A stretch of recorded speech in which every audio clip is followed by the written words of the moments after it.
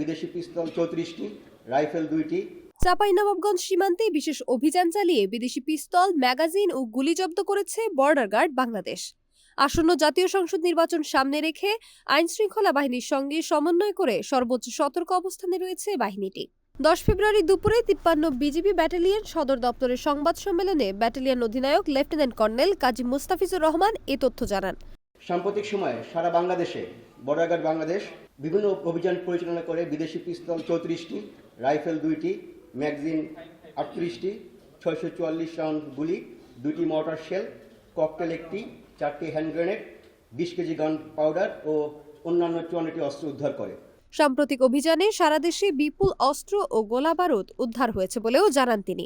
নির্বাচন ঘিরে কোনো নিরাপত্তা ঝুঁকি নেই উল্লেখ করে শান্তিপূর্ণ ভোট নিশ্চিত করতে বিজিবির প্রস্তুতির কথা জানান কর্মকর্তা।